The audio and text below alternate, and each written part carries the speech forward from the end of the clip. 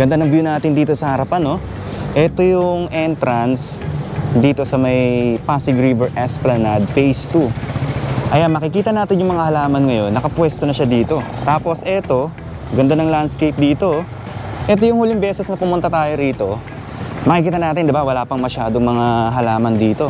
Ngayon, eto na pala siya. Sayang lang kasi hindi tayo nakarating kagabi. Inauguration yun eh. Hindi natin napuntahan yung tong Esplanade Phase 2. So, eto yung entrance. Makikita na dyan. May hagdan dyan. Papasok dito sa Esplanade. Pero subukan nating dumaan dito sa may kabila. Dito tayo dadaan. Ang ganda ng pagkakagawa nila ng landscape dito. Yung mga halaman dati na nakita natin na nakapwesto lang sa gilid, banda ron, nandito siya ngayon. Pero hindi ko lang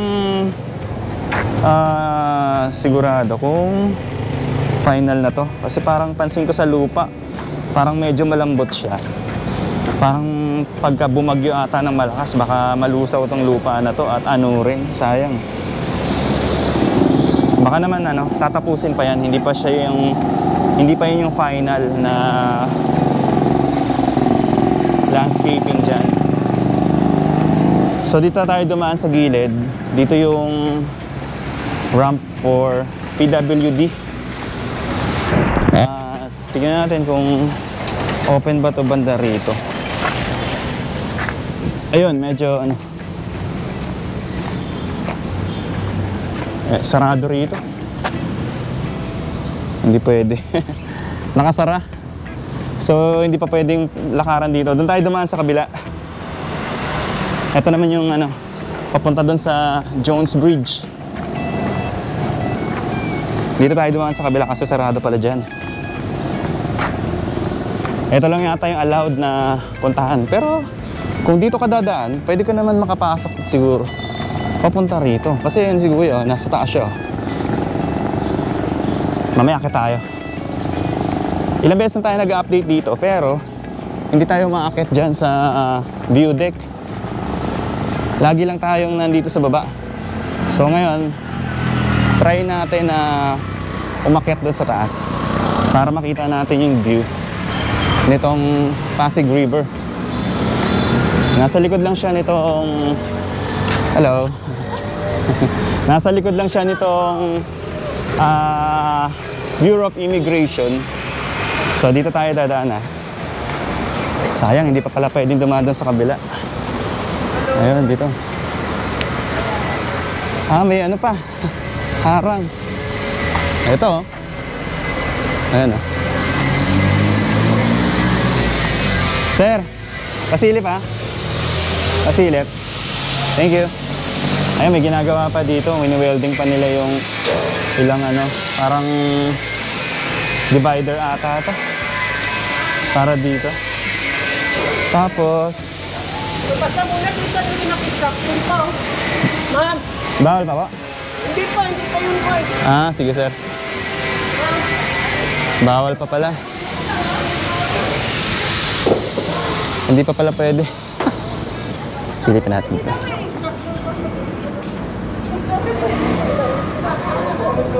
Hindi naman ikaw Hindi naman pinagtanungan kami dito kanina. Bukas tulog kami nangyari yan. Ayan. Kasi pwede na. Saan sa gilta. Ayan, so ito na yung tiles dito. Tsaka ito, yung divider. Pag ganun. So, may mga part na under construction pa rin sa dulo, sa baba. Makita natin dito, etong classic design nitong wall sa gilid. Mukhang siguro dito lang yata yung gagawin nilang parang medyo classic yung design. Banda ron, baka kukulayan na lang o pinturahan na lang siguro. Or pwedeng lalagyan din nila ng tiles, pwede rin. So doon tayo, silip tayo banda ron. And tingnan natin kung ano na ba yung latest progress dito, banda rito sa may Binondo Intramuros Bridge.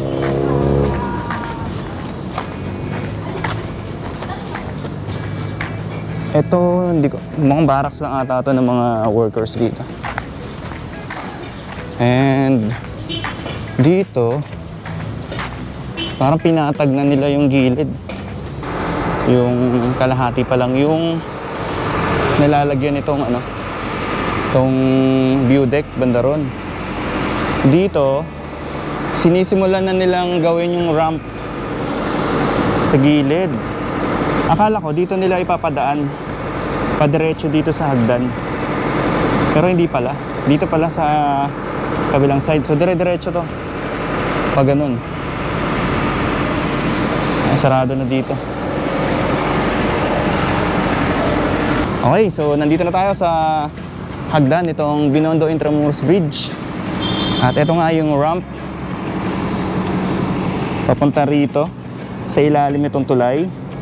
So, iikot yung pag ganon, tapos pupunta siya sa may park. May lamppost na rin na nilagay dito. Nakagawa na rin sila dito ng mga concrete baluster. Ang kulang na lang is yung view deck doon sa gitna. So, yun yung inaayos pa. Pero dito, may ramp na siya. Pag gano'n na.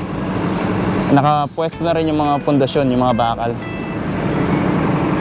Ang sarap tumambay dito sa Pasig River Esplanade kasi parang mararamdaman mo yung open space dito sa may river. Ayan o. Nandito ako sa may hagdan. Ganda ng view, no?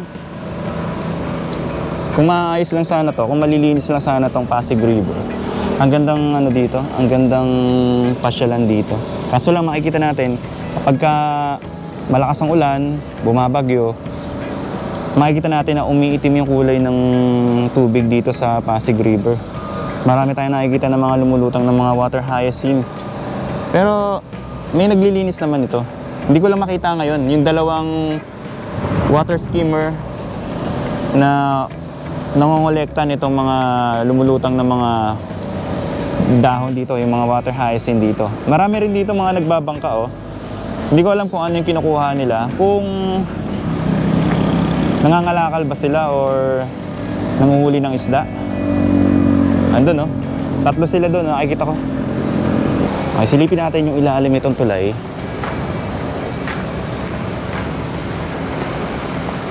May konting nabago dito. Pero ito yung mga halaman, no? Sa ilalim. Bali, pahaba siyang ganun. Tapos ito yung mga paso. Nandito. Ayan. Inayos na nila. Yung last time kasi nung pumunta tayo, di ba, maraming halaman dito na nakatambak. Ngayon, nakaayos na.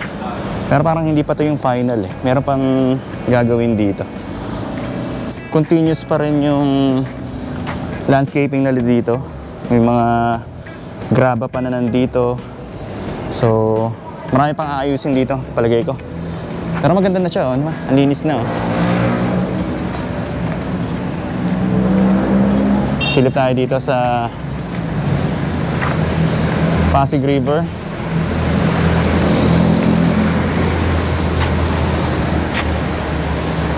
Medyo maamoy siya ngayon. Amoy kanal siya. Pero ang daming isda, oh. Ano kayang klaseng isda to na nabubuhay siya kahit ganito yung kondisyon ng tubig? Ang dami maliliit na isda rito. Parang mga fry ng tilapia. Or ano, dalag ba yan? O ang dami. Basta ang daming isda dito na lumulutang, lumalangoy-langoy dito. Maliliit siya eh. Ayan, lakad tayo dito ng kaunti. Tingnan natin dito.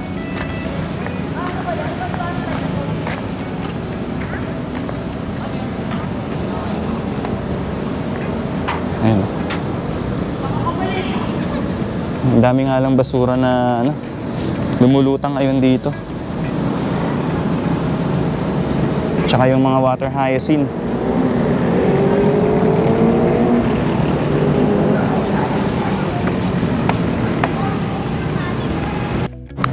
Alright, maraming salamat sa pagsama sa akin sa simpleng update dito sa Pasig River Esplanade Phase 2. Dito malapit sa may Intramuros. Magkita-kita po ulit tayo sa mga susunod na update. Thank you so much and God bless po sa inyo lahat.